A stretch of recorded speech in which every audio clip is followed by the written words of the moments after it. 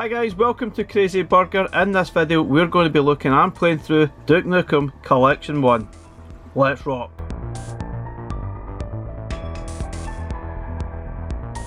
Okay guys, so we have Duke Nukem Collection 1, which comes complete with 3 games. Duke Nukem 1 and 2 completely remastered from the original DOS versions. You can play the originals as well if you want.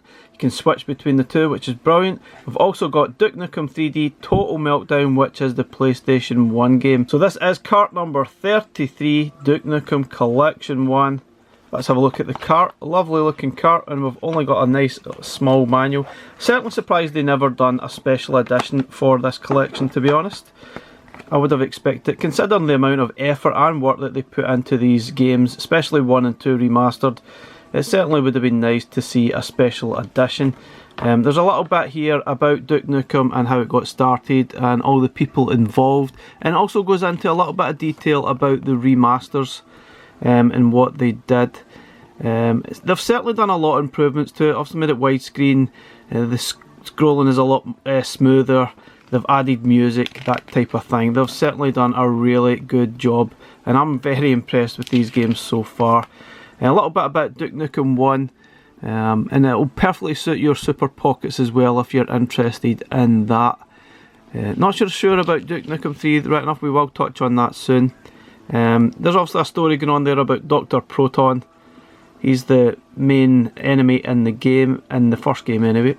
So a lot of the stuff in Duke Nukem 1 is all about points. There's a lot of things you can shoot that earn you between 1,000 and 10,000 points. So certainly want to have a look at this manual, get some tips on how to maximise your points. Lots of boxes to shoot as well, give you health, maybe give you some bombs as well, which you need to jump away from. Lots of other things as well.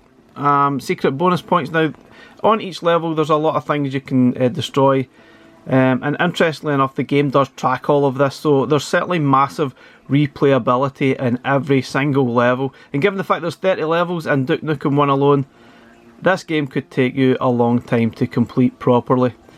Duke Nukem 2, pretty much more of the same, 32 more levels. I think the graphics are obviously a little bit better.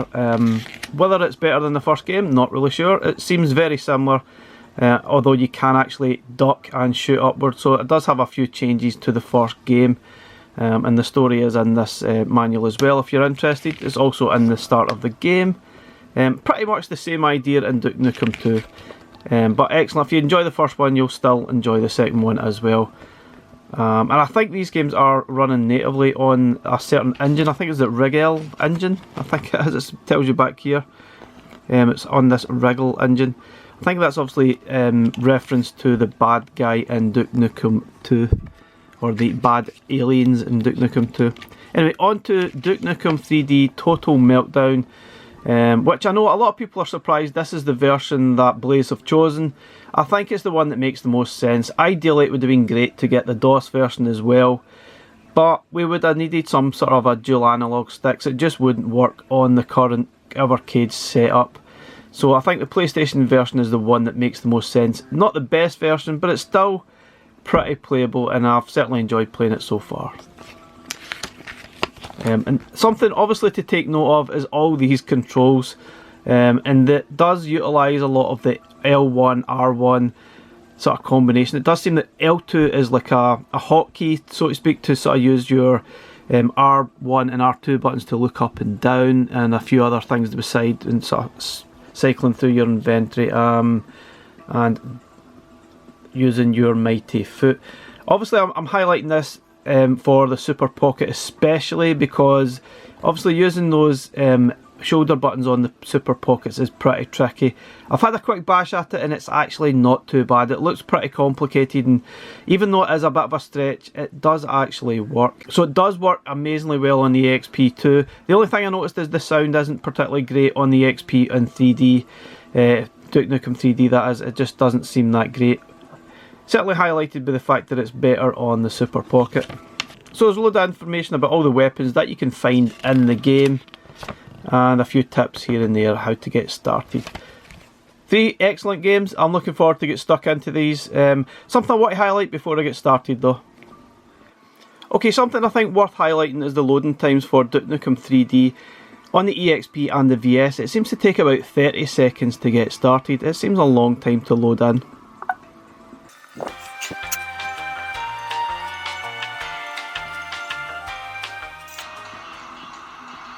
The load time is pretty slow. Not sure what that's all about, but it does take forever to load. Could be the fact it's a PlayStation game. The PlayStation games do tend to take a lot longer to load on the devices, though it seems to be quite quick on the Super Pocket. We'll look at that in a second. Now, there's no doubt this looks amazing on the EXP. It does play very, very well, and I think the button layout they've actually nailed.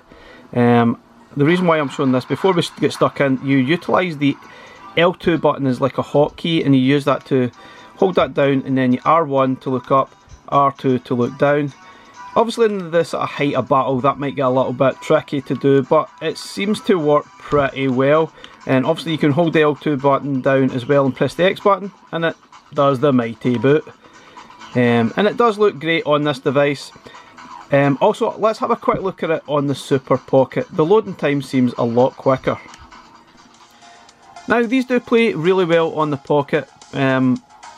Surprisingly, Duke Nukem 3D is fantastic on the Pocket, even though you have to utilise the shoulder buttons. But the loading time is so much quicker on these Pockets than the EXP or even the VS.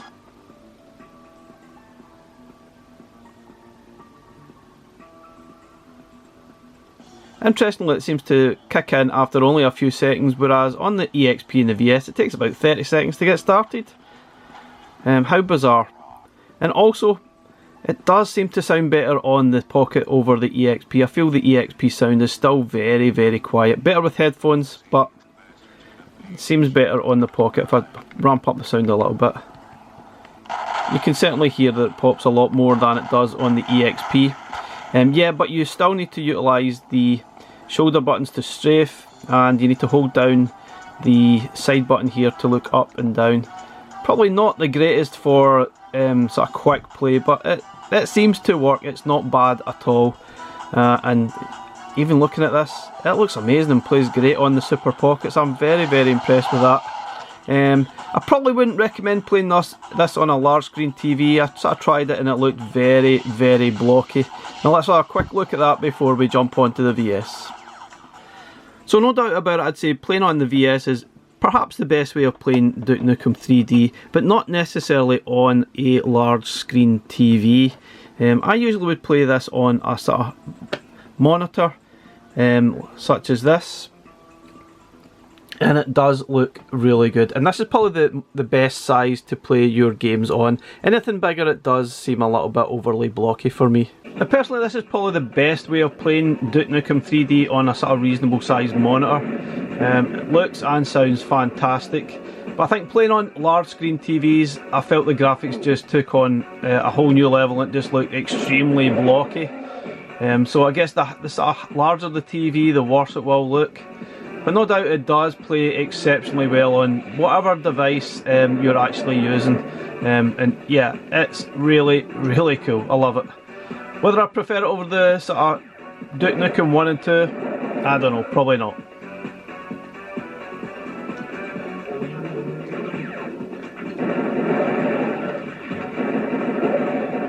So no doubt playing it on a big TV is pretty cool, but I feel as if playing on a large TV, the graphics just tend to get a little bit too blocky for me, and even though it looks okay in the camera, in reality it's way too blocky.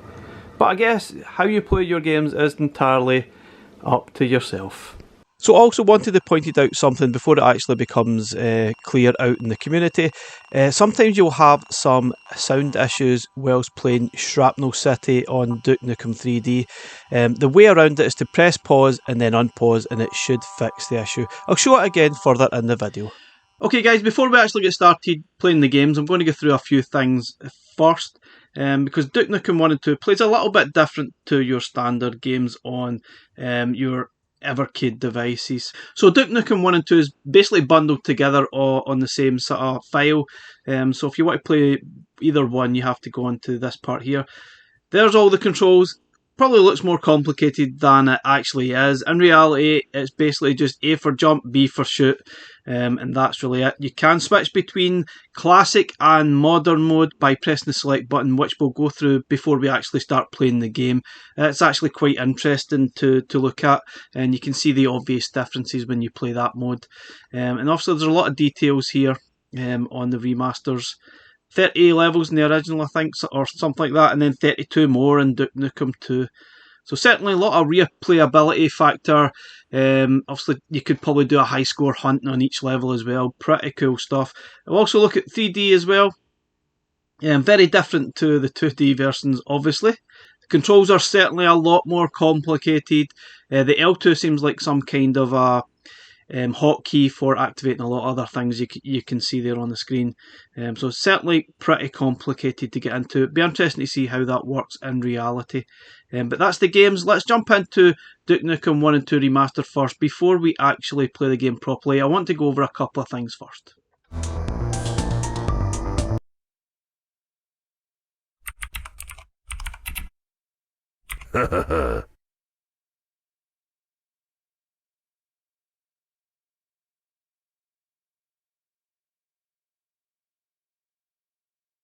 Okay, obviously to get started you press A to start, and then you get the choice between Duke Nukem 1 and 2. There's also some options at this stage. You can press the X for the options, and it's up to you whether you want the music on. Obviously there was no music in the original, it was just the sound effects. I felt the sound effects got a little bit irritating, so it's up to you if you want to keep them on or off. There's a speedrunner mode, not entirely sure what that's all about. You can switch between 3 different modes in here. You've got the modern mode, which is the default. You've got the custom mode, you can change between widescreen, the HUD style, smooth scrolling, that type of thing, or you can just go straight to the retro, the old style as well. You can switch between retro and modern in the in-game while playing by pressing the select button, which we'll look at in a second. But that's basically the settings before you even get started. So let's choose Duke Nukem 1. So when you get started with Duke Nukem 1, you've got your option to continue from where you left off. You can load game, new game, episode select. You've got the stats as well, which is kind of interesting. It tells you how long it took you to do the certain missions and all sort of stuff as well. I guess if you're on a speedrun or high score thing, that would maybe kick in here. That's when those high score and best time might kick in. I guess so, perhaps. That could be for that, I'm sure. Now you've also got episode select, and obviously you can only play the ones you've actually completed.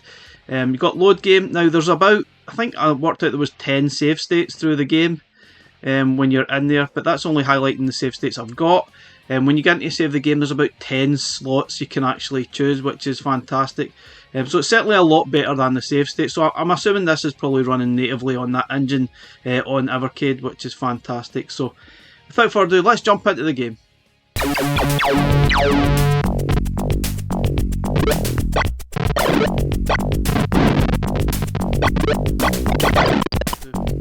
Okay, so it's A for jump, X for fire, or B for fire, or you can use the shoulder buttons, I guess, as well. Now, most of the things you see on the screen here are all for points. You can see shoot the cameras as well. That's a mission throughout the game to shoot all the cameras. There's a load of other things as well. Collect the letters Duke, and there's health that will help you replenish that health, and that's quite important when you go through the game. So I certainly felt that the game is pretty tricky at times. So what you can do is actually save state in game, pressing the start button, not the menu button as you normally would, because that doesn't actually work here, and you can save game. As I said, there's up to 10 slots you can save your progress to, and you can also access the options as well. You've got the controls. Not really sure why they're going with this kind of a Xboxy PlayStation controller thing. Doesn't make a lot of sense to me, bit weird, but anyway, that's what it is. Also, pressing the select button in game, you can switch between the old version, which looks like that without the sort of music, and obviously the smooth scrolling and all the other things, but you wanted the full experience, 60 Hz, smooth scrolling, the music, and the rest of it widescreen. This is probably the way to play it. But anyway guys, I'm going to shut up now, play through some of the game, and I'll give you my comments at the end.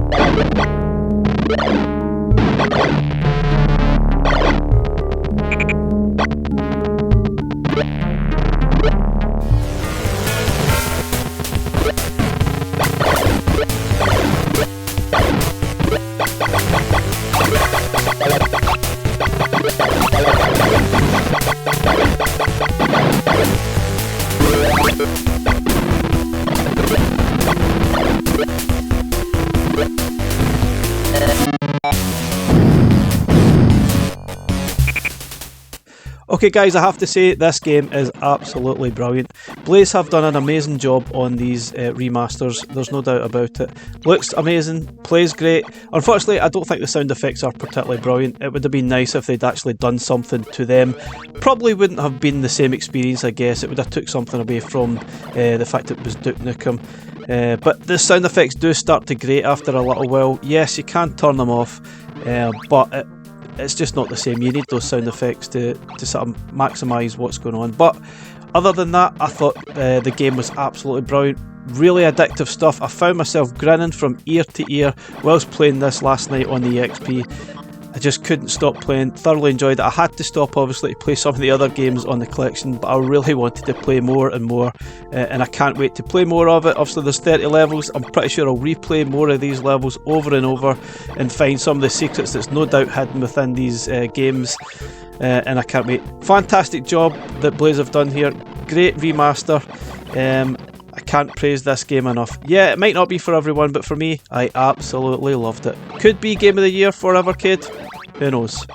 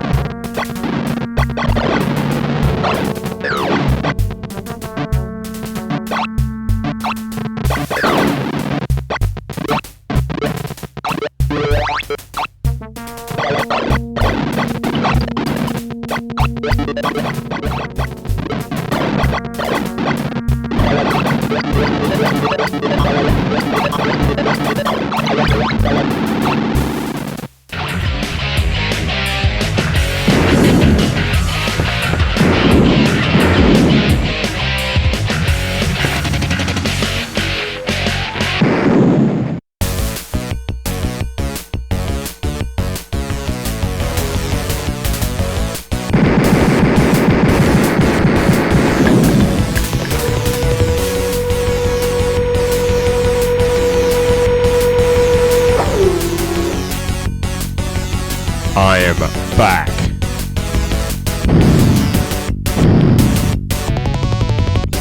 Okay, Duke Nukem 2, pretty much the same idea, slightly different story, but the result is practically the same. One of the best parts about this one is you can actually duck, which is massively helpful, and you can also shoot upwards as well. And I think there's obviously a lot more going on. The graphics are slightly better, there's more explosions, that type of thing. It certainly seems more advanced than the first game. However, I think I probably prefer playing the first game. They are very similar, but I think maybe just that simplistic nature of that first game I kind of preferred. I felt it was more enjoyable perhaps. However, they are both excellent games, there's no doubt about it. They play kind of similar anyway.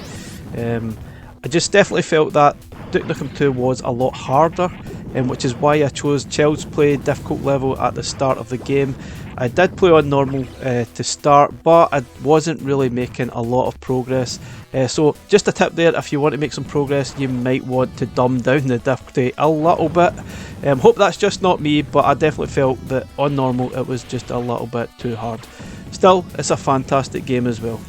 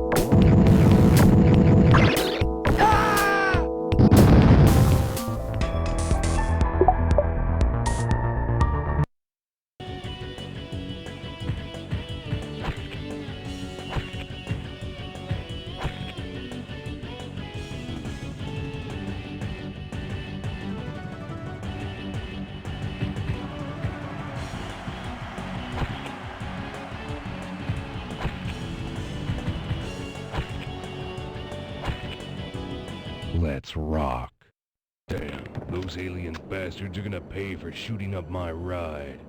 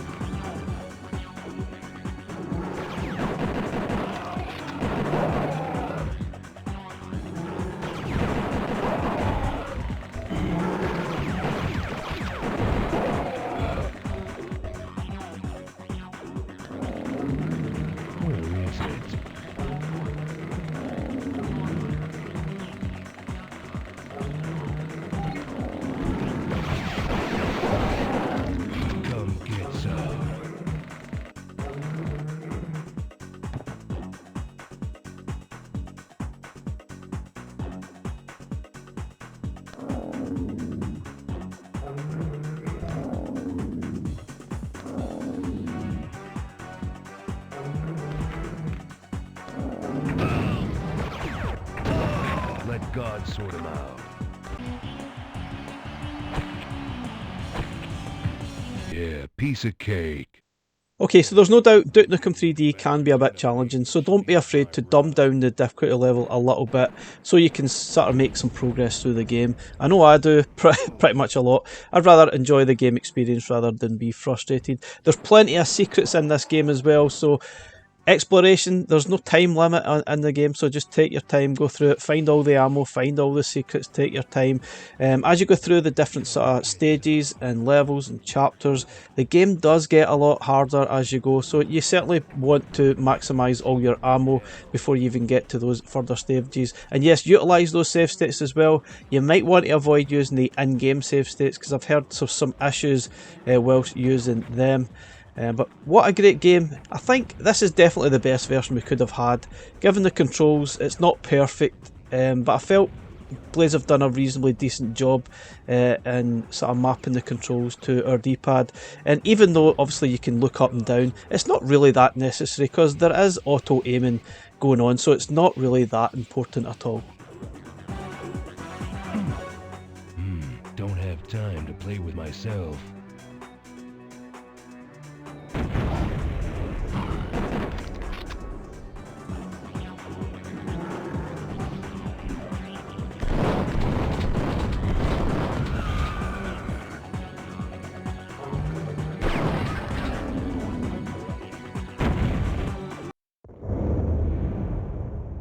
Rockin'.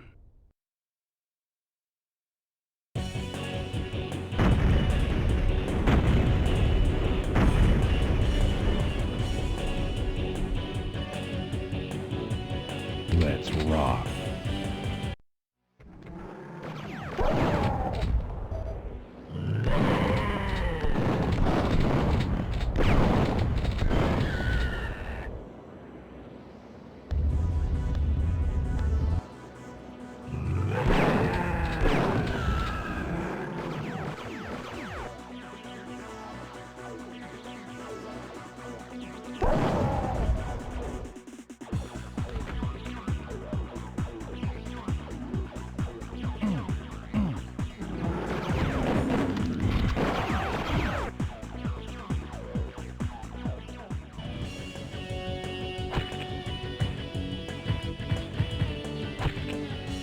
Let's rock.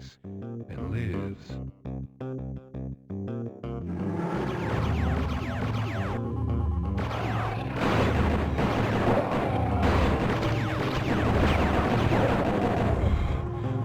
Come get some.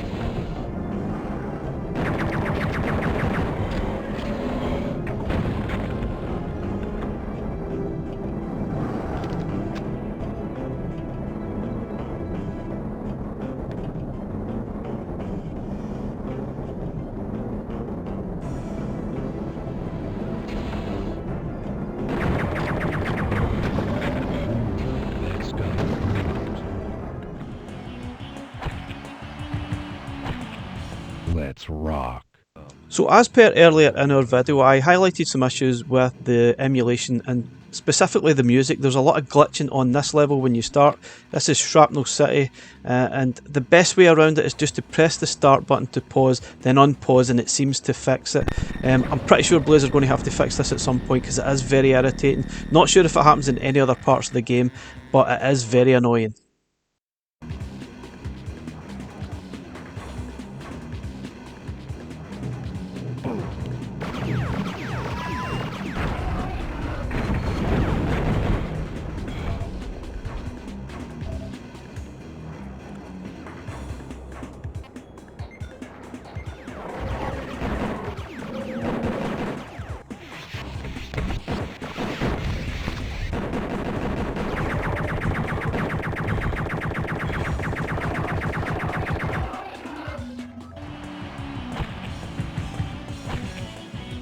Let's rock.